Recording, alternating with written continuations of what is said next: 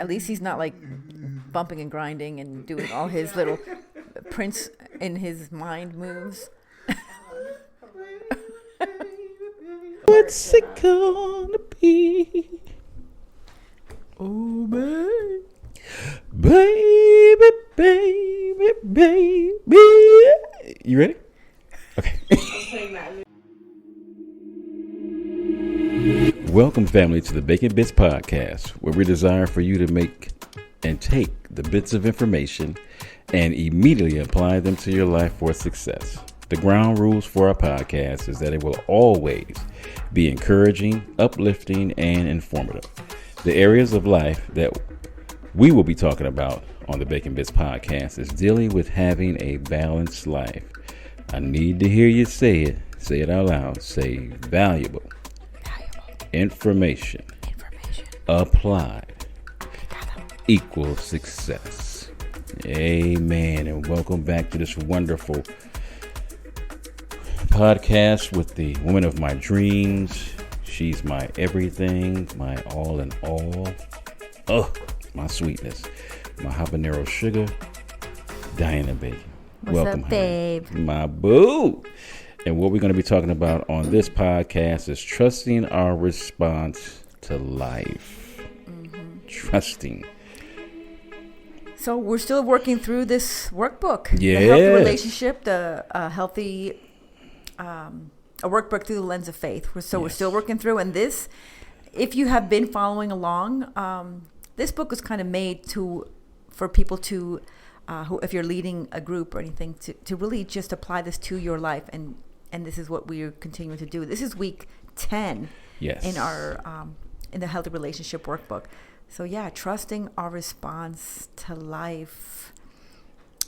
It's a big one. It's a big one, babe, because I know that I have known so many people, and you kind of prepare or you plan a day. Yeah. Whether you're going to have a hard conversation, difficult conversations are hard with a person, or if you're going to have a relationship conversation with a loved one, or if you have to make a budget restriction. Yeah. If you talk to the people before, and so many people I've spoken to, I'm like, so what's the plan? Like, how are you going to present? Man, I don't know. And the ones who have planned have a more successful time and less anxiety are the ones who say, well, this is how I'm going to approach the situation. Is I'm going to approach it with ABC 1, 2, 3. But man, we got to plan. We have to know. We got to be able to trust our response to life, because life happens and it comes quick. Yes, it does. And we hope we know how we were going to respond, and we don't want to dream about or think about or even entertain some hard things that might possibly happen. But that's the stuff that we need to talk about, because like you were talking about earlier, we need to sit down, and I've been saying it for a couple years now. We need to write the things that we want, like our last wishes. And these are things that I think COVID has caused a lot of people to think about these things. But it's something we should always want, because what our children would like is not necessarily maybe what you would want. Right. Or your spouse might want. And you have to have those difficult conversations. And so, trusting our response to life. Because what we decide not to do, like not plan, right, it's just as crucial as what we actually do. So we have to plan.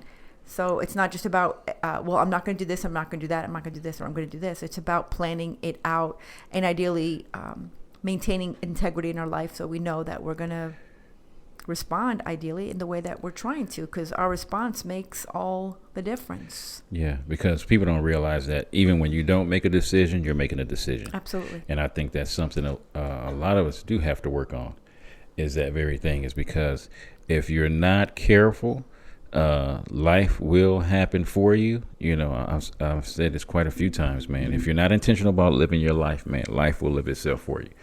And I have no problem telling you, I want to be at the forefront of the decisions that I make. I'm a child of God, and I believe what the Word of God says, and God is going to give you instructions. But guess what? You still have to carry the stuff out, man. We always say something, clever, and it sounds cute.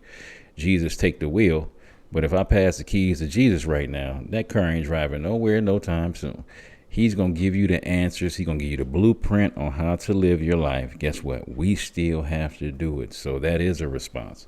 You know, sometimes when we say the stuff like, you know, Jesus take the wheel, we're just praying that he would do everything and all of it. And I'm like, no, that's not how it's going to work. You know, part of that trusting your response is, you know, what do I do in financial crisis? How about I, you know, start budgeting my money and doing the things that I need to do so I more than likely won't have to get into a financial crisis. You know, am I telling my wife on a daily basis that I love her, appreciate her, I'm so thankful for everything that she does for me? Am I verbally saying that out loud? Because if we're not responding to life, man, I'm telling you that marriage is going to get weakened. Your relationship with your children is going to get weakened. Co-workers, you know, we're not to just assume that people know, you know, what we're thinking, man. We're supposed to be telling people so they'll know how to respond to the things in life. And not just say it too, but actually do the work it takes to maintain those relationships. Yeah. Not just saying stuff. You don't just say, I love you, babe, but you know, you show up for me, you help me, you support me, you encourage me. So there's a lot more to maintaining a healthy relationship than just saying words. Yeah. Yeah. So I think that's extremely huge. So, I mean, we got to ask ourselves some of those hard questions, you know, about when we respond to life, you know. So how do we respond to disappointment, you know, because if you know everything in life is not going to go picture perfect, that's beautiful to know that up front. It's not going to be a utopia of life. Disappointments are going to happen in life. So are we prepared for those disappointments? Can you be prepared for disappointments? Well, first we got to identify what those things that are disappointing you are, right? So some things could be because of our own failure to prepare or our own inability or our own limitations. But we can't, ideally, I would hope that we don't put the weight of our expectations on someone. So whereas they fail because they're human, we are disappointed. So let's focus more on ourselves. And can we, life happens, things happen. And yeah, we can absolutely be disappointed. I know all of us can remember times as young people, whether it be in gym or whether it be in any kind of sports or whether it be in just friendships, like not getting invited somewhere. And that absolute feeling of rejection, of not being accepted somewhere. Like, what does that do? How do we respond? Do we just not talk? Do you remember third grade? So too many people now, even as adults, are responding like third grade students in the sense of, well, she did me wrong, so we're not her friend anymore. And then people still do that. Like, you're grown. You're grown. Like, Kelly, you're 50. Like, get with it. Why are you not being friends with someone because she upset somebody else? So again, let's try and refocus everything back to who am I, back to our identity, back to our own integrity, back to our own sense of how do I want to be remembered? What is a person I want? Who is a person I want to be? So, yeah, how do we respond to disappointment? How will we respond to rejection? And I know that I got a big challenge. Both of us got really challenged. I just celebrated on December 29th was my first, it's my 5-year anniversary of I Didn't Die. I Didn't Die Day. I call it my I Didn't Die Day. That was my first craniotomy when they cracked my skull open to take a tumor out, and I didn't die. So, hey, praise the Lord, I'm still here. Amen. So the 29th was my 5-year anniversary, and that's exciting. But guess what? When that first happened, we didn't have any preparation time. It just like happened, right? It was all within a 6-hour period. Yeah. So how did we respond to illness, to disability?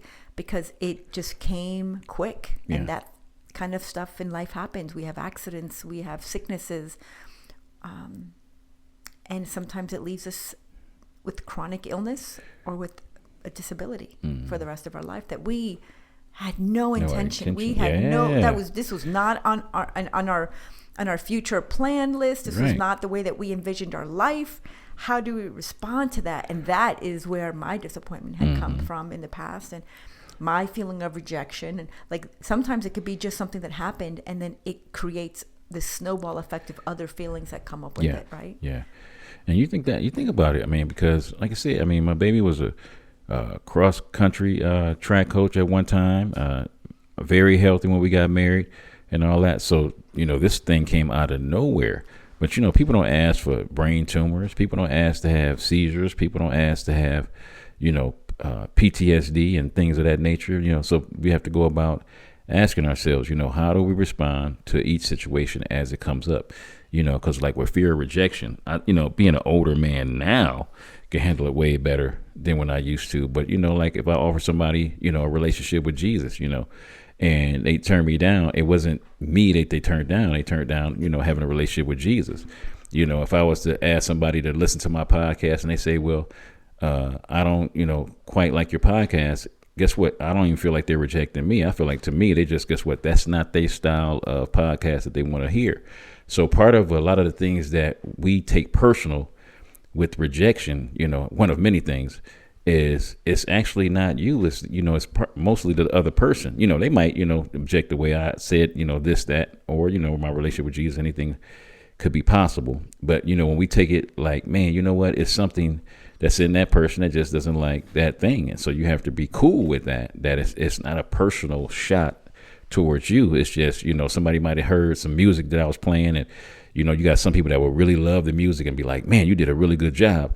And then some people be like, oh my God, that singing sucks. Guess what? It wasn't meant for them. It was meant for the people that enjoyed it. So part of the rejection is, guess what? That wasn't meant for them. So for us not to take it personal and to lean more towards the people that received what we had to do.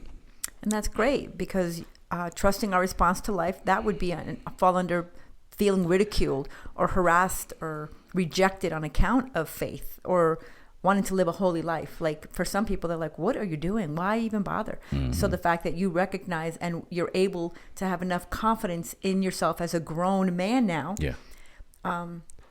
your perspective is different than it was when you were 12 years old, right, and needing your peers, support. Yeah.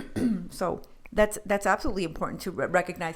It's not me. If they rejected Christ, they're going to reject me. Right, right. So you can reframe that rejection and not take it personally, which is super important too. And I like that. Yeah, because I mean, we're gonna have fiery trials in life, intense encounters and struggles. I mean, that's just life, man.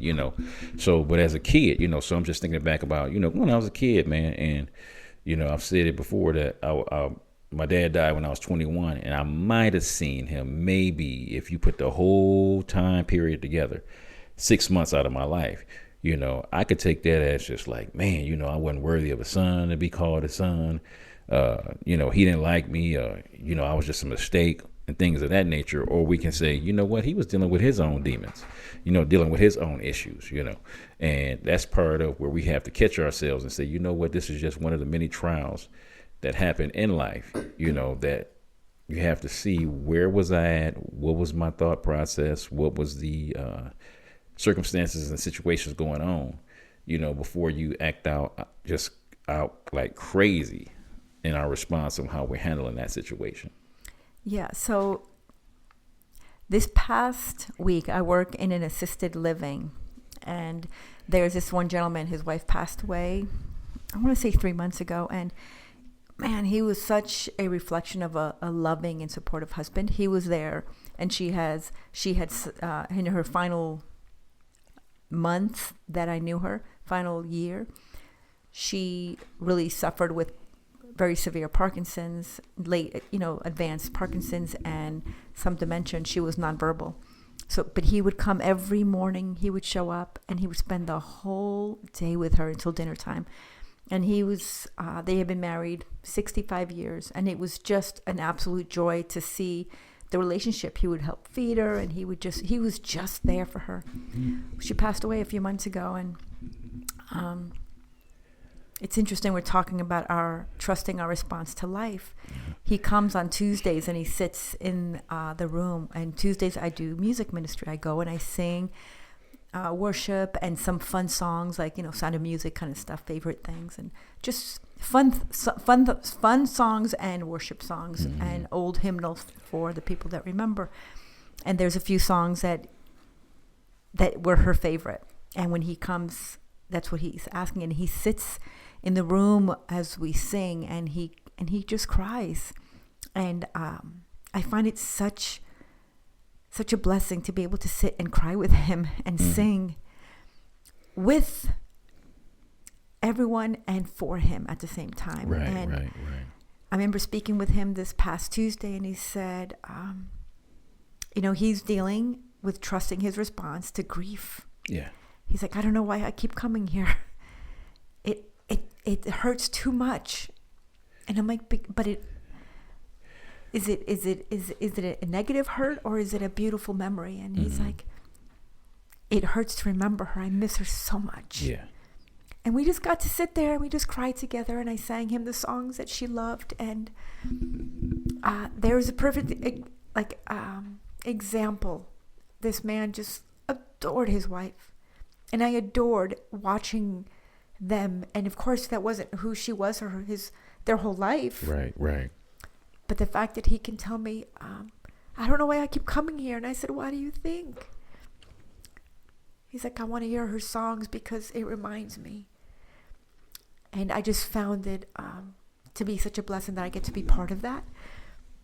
But that's him learning, because grief kicks you in the throat, and then it knocks you down while you're laying on the ground trying to catch your breath. And oh man, what a beautiful way to remember her and grieve her at the same time.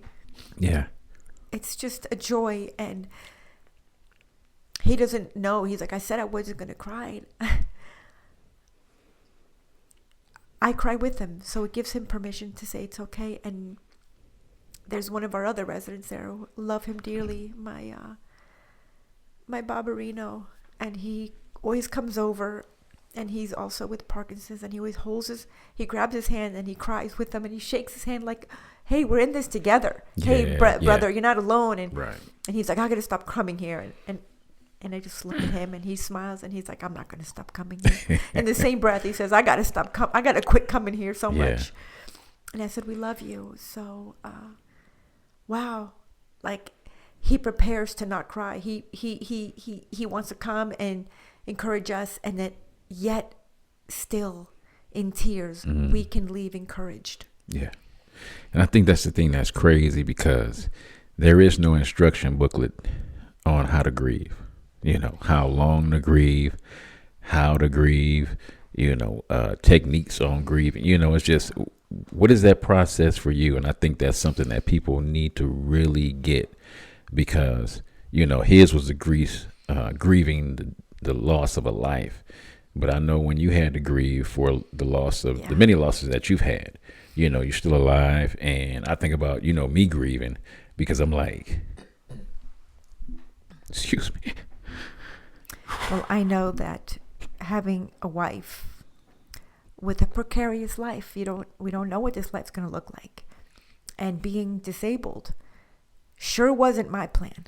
And you have been Jesus with skin throughout this whole ordeal.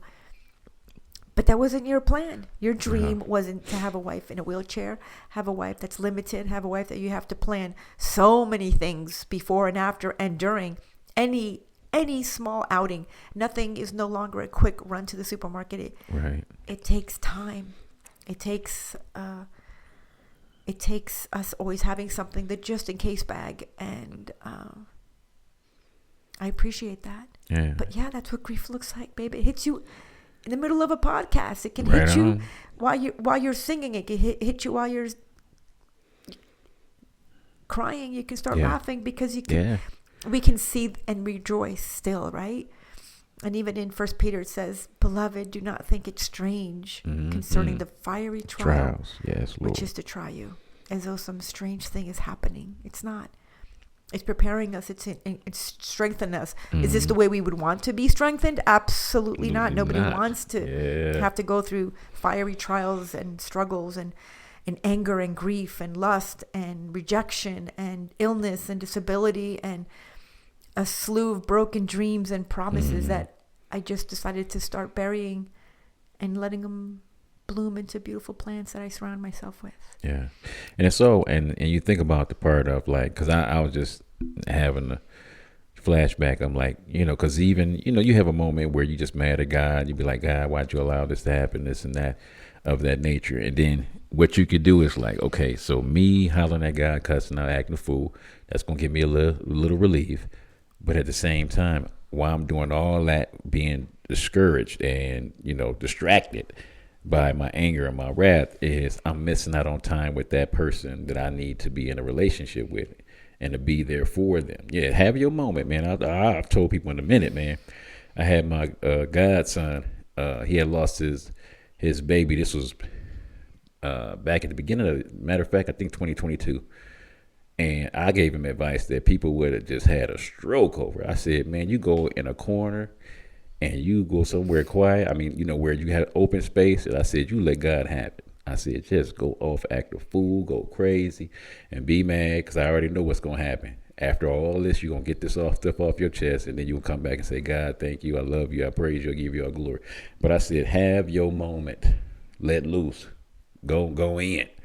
I said, man, I'd rather for you to have that moment privately in your closet with God than to accidentally have so much frustration and anger and bitterness that it comes out on a person, and then you will respond to that person. Then you end up going to jail, and then you can't be there for your wife who's grieving because she had a miscarriage. And then guess what? This is just a spiral effect of negativity. But go have that moment, get that stuff off your chest, grieve, respond to, yes, I'm going to let this all go, but I'm going to come back. And this is just a trial and a tribulation like some people have, and I got to learn how to deal with it. Yeah. Yeah, absolutely. And this is also part of the trusting our response to life, having to deal with the pressures and daily challenges of our routines, of what we're responsible for. Yeah. Having to deal with all of that. Life happens, yeah. And I still got to show up to work. Mm-hmm. Someone still has to cook the meal. Yeah. We got to eat. Mm-hmm. I still got to figure out how to take a shower. Yeah. I still got to get dressed. Mm-hmm. I still have to figure out what I'm going to eat tomorrow, because that's the way my brain works, because I have to plan a dessert around a meal, because the dessert comes first and then the meal is secondary. So I have to have, so this is just like the smallest things. How do we deal with our response? Like, and I get cranky. I think a lot of us get cranky and apathetic. We have to be careful not to become so apathetic that we're just going through the motions of everything. Yeah. But find a way to enjoy those moments and not let it become so routine that you just numb out. You're no longer involved. And I know for me, I make it a choice to think about, because I didn't die. I think a lot of people on the outside be like, oh, you're so brave. Oh, you're so inspirational. And slightly I gag, and then I realize, and I wonder to myself, and I don't say things to people, but honestly, it's like, for what? Because I didn't die? Mm-hmm. Like, what really inspires you? The fact that I just kept living? Like, what am I supposed to do? Like, I didn't die, so right.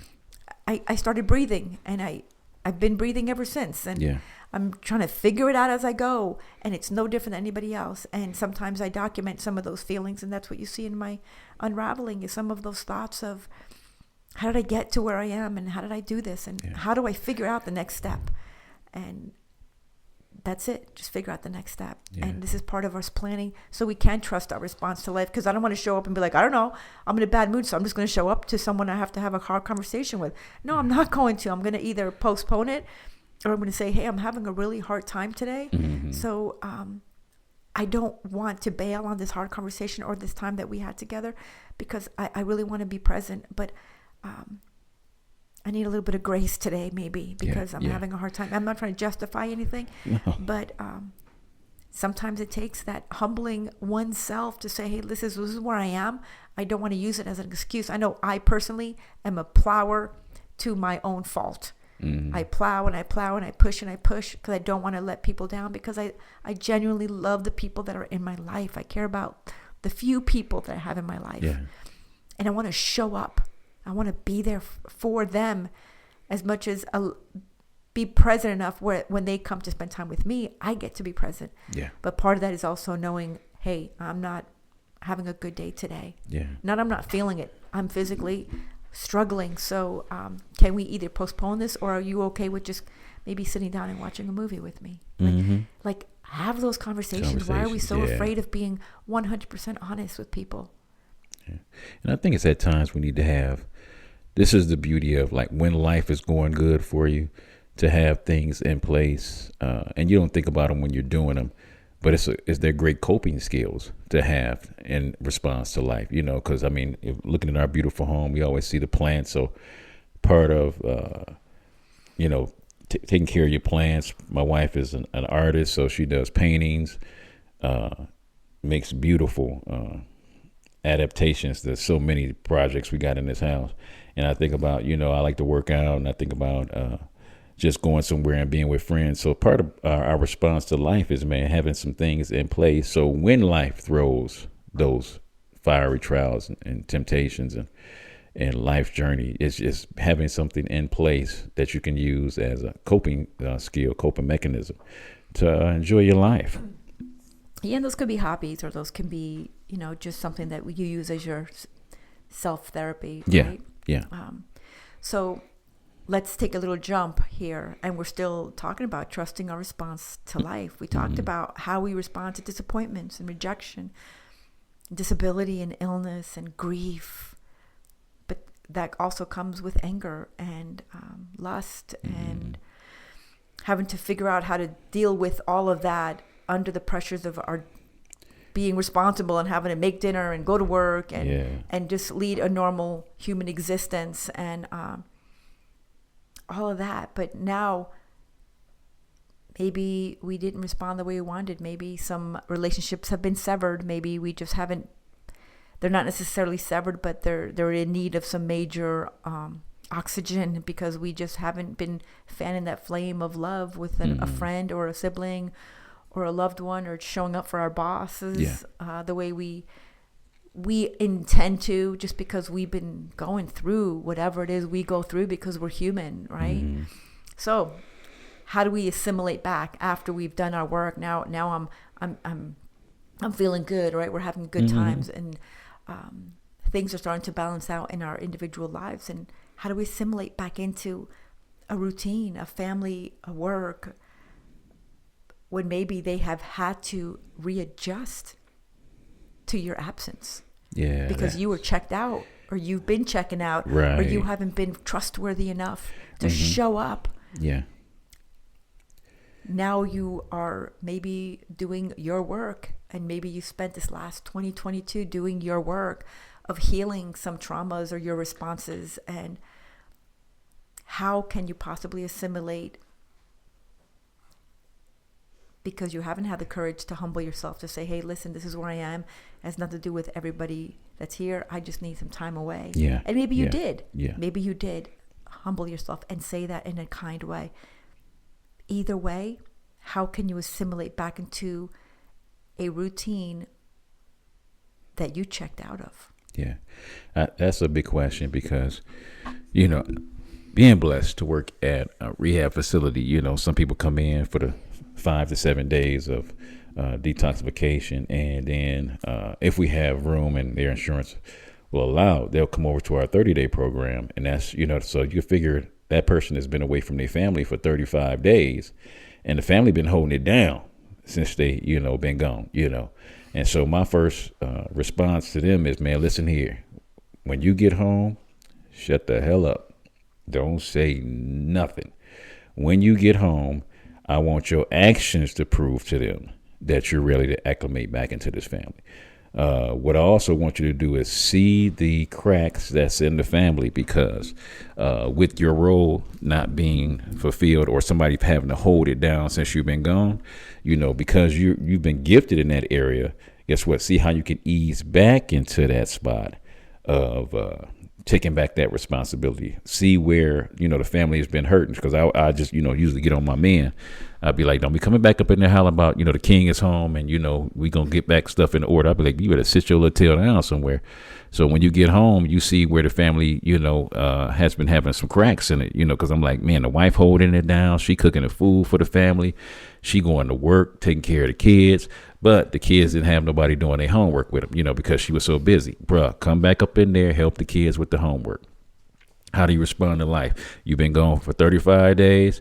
Guess what? They ain't been able to do the housework, because mom is working. Mom's trying to cook and clean, make sure the kids get, what they need.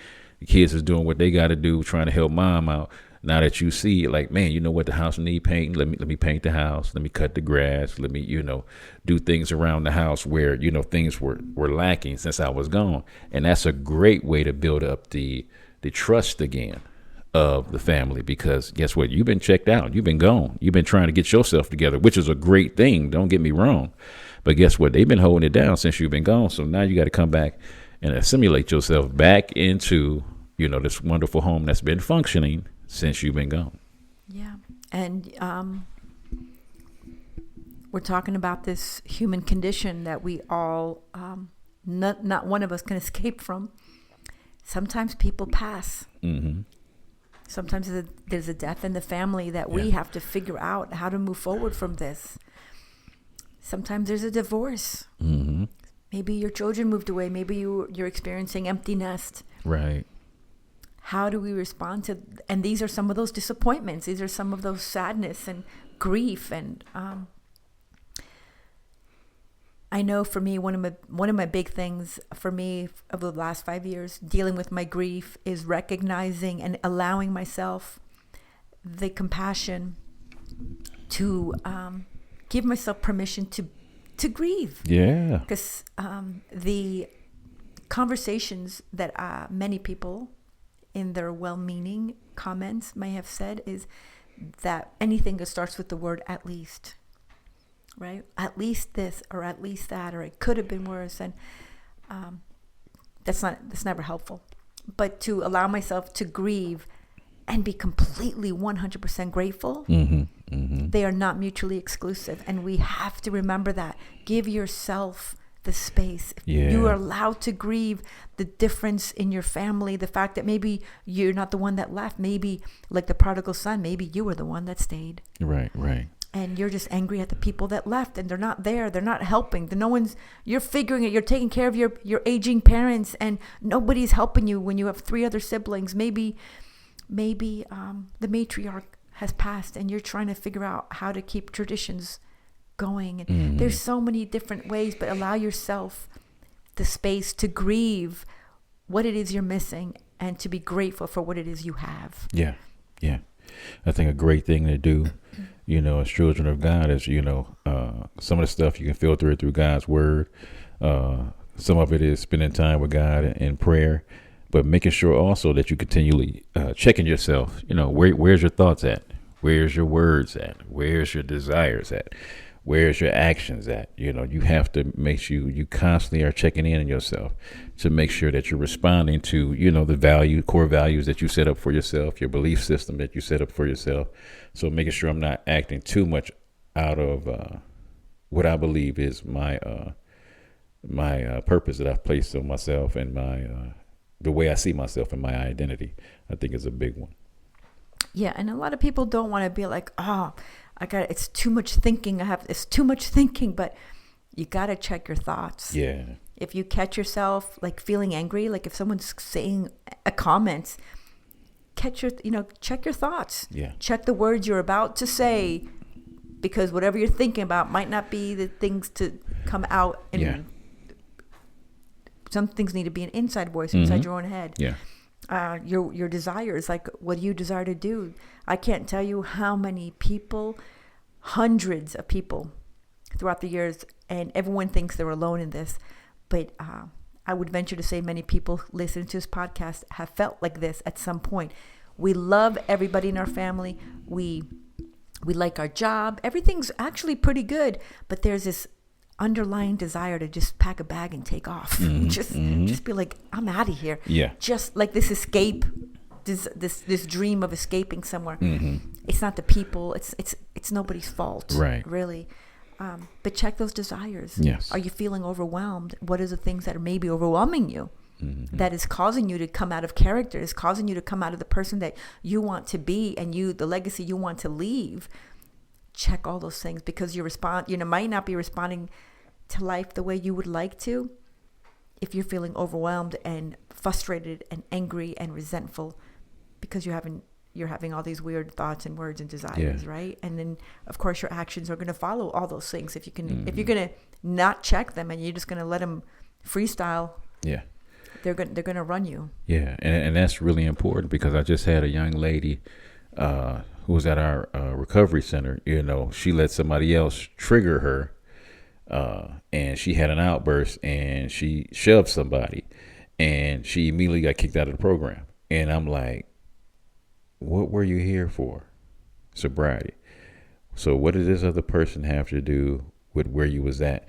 But she didn't check herself and allowed the emotions just to overrun her. And then that ruined her whole process of wanting to be there to work on her issues, you know, for the rehab, so she doesn't, you know, get caught up on drugs and alcohol. But that one outburst for her not checking herself blew the whole program that she was there for. And that was used to think about it. We have to continuously check ourselves, and because if we're not careful, you know, one of the scriptures is, in your anger, do not sin. It never says you can't get angry, but how do we respond in that anger? How do you respond in that grieving process? How do you respond in those thoughts that are not so pleasing, or thoughts that you know that you typically don't have?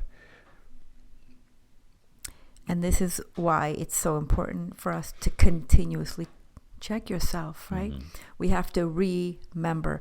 So if I'm feeling like I'm fragmented, which I normally do feel a lot of the times, because I have my precious son and my daughter-in-law and my beautiful grandkids in one part of the world, my beautiful sisters in another part of the world, my mother in one part of the world, my other children in another part of the world. They're all over. So I am constantly in this fragmented state, and I need to remember myself. Mm-hmm. I need to put it all together. I need to remember. I can't live my life broken in all these different pieces, and we're not meant to be. So we have to remember so we can maintain our boundaries. Remember, we have to know our boundaries. We can't blame other people for crossing them when we haven't identified and articulated what is acceptable and not acceptable in a relationship with me. Mm-hmm. And to be consistent on maintaining those boundaries and maintaining your stability, whatever that is, emotional, spiritual, mentally, all of it, physical. You need to maintain that stability that you have within yourself and have an accountability plan in place. Mm-hmm. Journaling is a great way to keep yourself accountable, because you can see some of the words you're writing. You're like, oh my gosh, I was a mess like last week. I didn't realize I was that bad. Like, that's great, but have somebody in your life that you can talk to. Mm-hmm. Have a person you can reach out to. And I think one of the most important things for me is, man, be gracious with your opinion of others. Mm-hmm. We're so quick to judge other people, but if we had, if our thoughts were on loudspeaker, boy, we'd be in trouble. Yeah, we would be. And it's usually not about them, right? Right. A really great way of sobering up to you're not that important is those people who think everyone's thinking about you and everyone's judging you and you're trying to please everybody else. And trust me, people ain't that.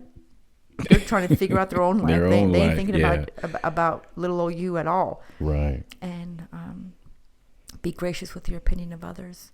Are they doing their best? We hope so. Yeah. Are you doing your best? Sometimes. Yeah. No, you're That's right. The truth, right? Yeah. On good days, yeah. But let's be gracious with our opinion of others and believe the best. Yeah. Just believe the best. And maybe have those conversations and say, hey, you all right? You seem kind of off, instead of being like, well, I don't know why you're so crabby. Yeah. And like that's not going to make for a healthier relationship. No, it's not, man. And that's why we got to really be cognitive of where we're at in our thought process and responding to life, man. Such a blessing. It's such a great topic of discussion. And I am so grateful to have this time with you, honey. Do you have any last parting words?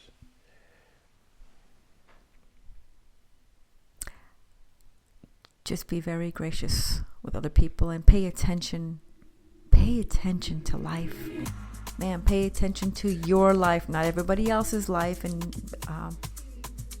but pay attention to all of it. The good stuff, the beautiful stuff, the absurd stuff, the terrible stuff, the really, really hard stuff. All of it. Yeah. Pay attention to it and recognize what you're thinking, what you're feeling, how you're articulating what those things are, and give yourself space to breathe. Let your heart breathe. Find something that lets your heart just breathe. And give yourself a little bit of a break. Yeah. Give yourself a break. Just as you were saying, being gracious with others, that we got to make sure we're being gracious with ourselves also. Because, we can be super hard on ourselves and how we're responding. That feels like it's out of character, but people have to be understanding that, you're going through what you're going through. And this is unfortunately how sometimes we handle the situations, but it's also to know that we can come back and gather our wits by ourselves and make sure that we're being gracious to ourselves and those that we're around. My love, I love you. I love you, baby. So grateful to be doing this with you. And once again, we love you guys. God bless. Thank you for another segment of Bacon Bitz. Make good choices.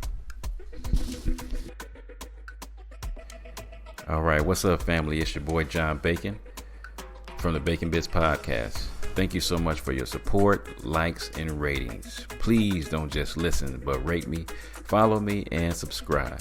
This is an amazing way to offer free support. My beautiful queen and I have some books that we have written for your growth. So the first book we have is a workbook. Actually, it's called Healthy Relationships, and this is a workbook through the lens of faith. Because what makes a relationship healthy or unhealthy? So this workbook is designed, it's a 12-week, it's a biblically grounded course, and every week has a few different principles. So if some of our principles, some of our topics that we're covering are respect, cultivating security. And this is not just between a husband and wife. This is between parents, between siblings, between friends, between your bosses, employers. So it's really important, and everyone deserves a healthy relationship. And also we have The Balanced Life by John Bacon.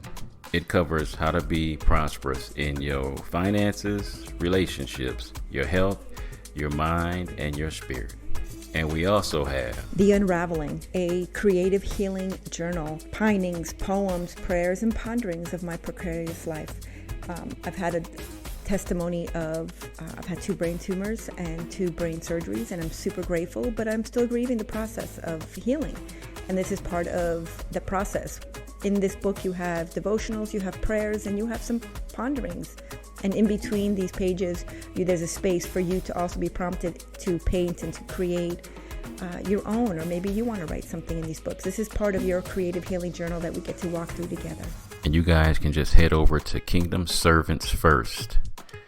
Kingdom Servants, the number 1, st.com. And you can purchase all 3 of these books.